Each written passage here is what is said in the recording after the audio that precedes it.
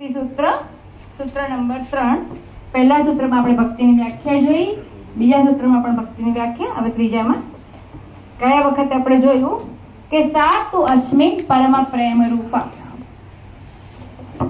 જેમાં સાચે સાચ પરમ પ્રેમ છે તે ભક્તિ છે.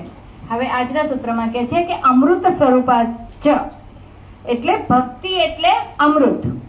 તે જન્મ મરણના ચક્રમાંથી મુક્તિ બક્ષે છે. યમરાજ પણ તેની સમક્ષ આવી શકતો નથી. ઈશ્વર, અમૃત, શાંતિ, અનંત, ચિત્ત, આનંદ, મુક્તિ, નિર્વાણ વગેરે સમાન અર્થવાળા શબ્દો છે. નિત્ય સુખ અને શાંતિ ઈશ્વરમાંથી જ મળી શકે.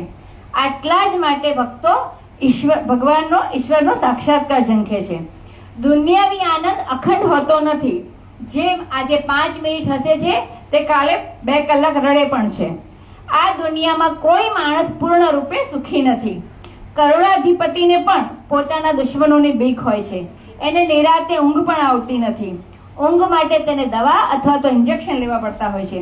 એ તો કેદી કરતા પણ ખરાબ સ્થિતિમાં જીવતો હોય છે. મૈત્રેય પોતાના પતિ યાજ્ઞવલ્ક્યજીને પૂછે છે, હે દેવ, 3 લોકની સંપત્તિ મને અમરતા આપશે કે?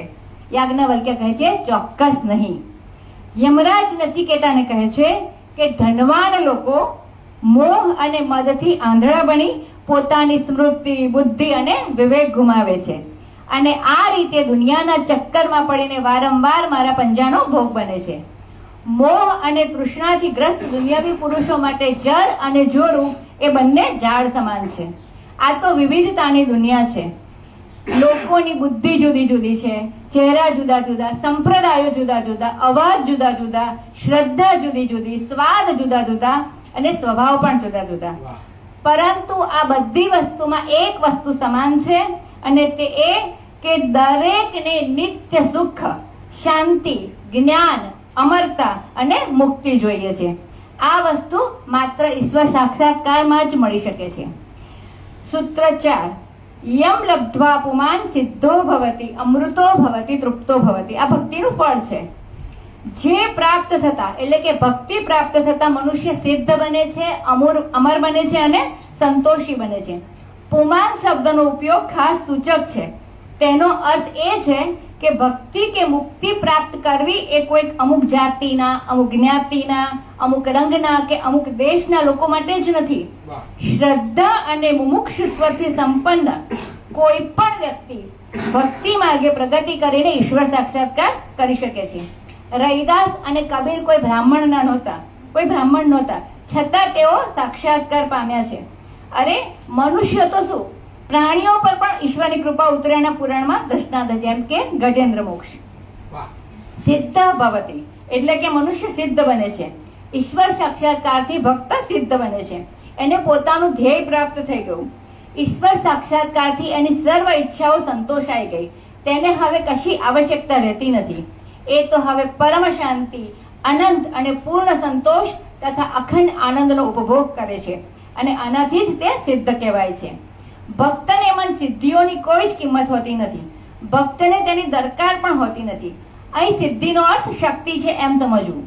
એ દિવ્ય પ્રેમની સરખામણીમાં આ સિદ્ધિઓ કોઈ જ હિસાબમાં નથી. ભક્તને તો ઇન્દ્ર કે બ્રહ્માનું સ્થાન પણ જોઈતું નથી.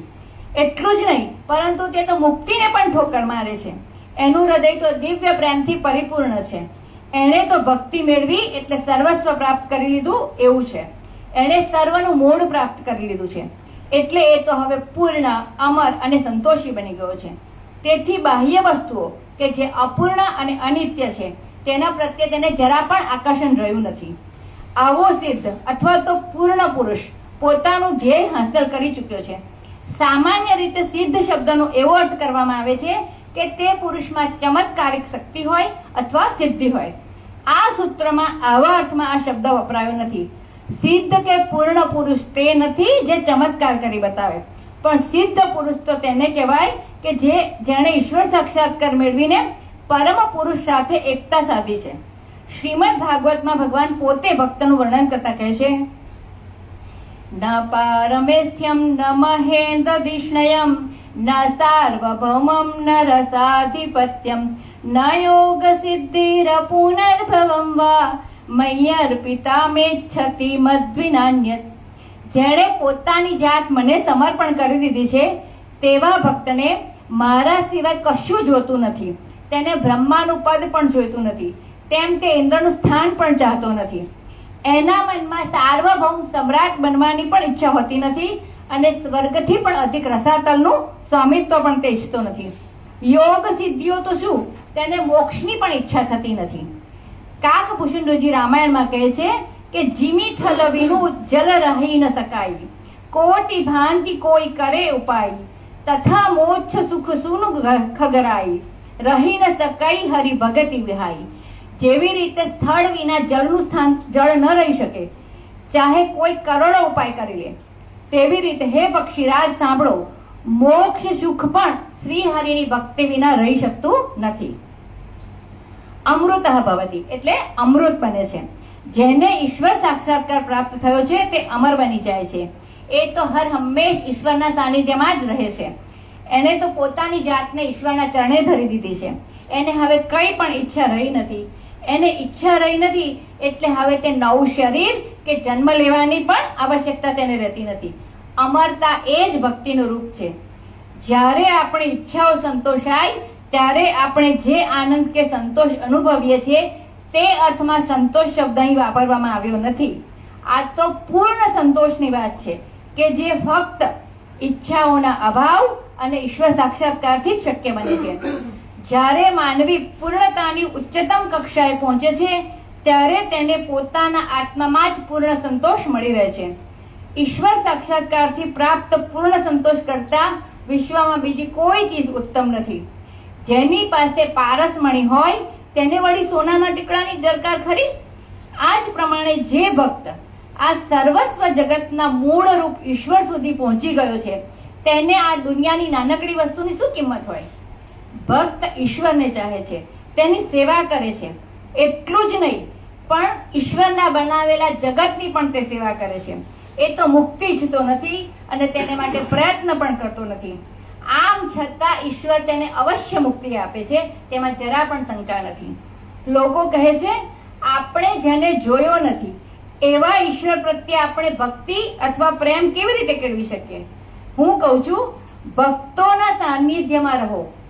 ભગવાનની લીલા, એનું ઐશ્વર્ય, એમની વિભૂતિઓ અને એમનું માધુર્ય સાંભળો. ભક્તોની સેવા કરો, પ્રભુના નામનું કીર્તન કરો, એના નામનો જપ કરો.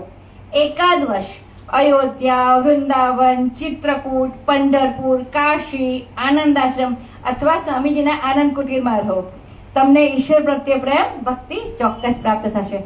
હરિ ઓમ.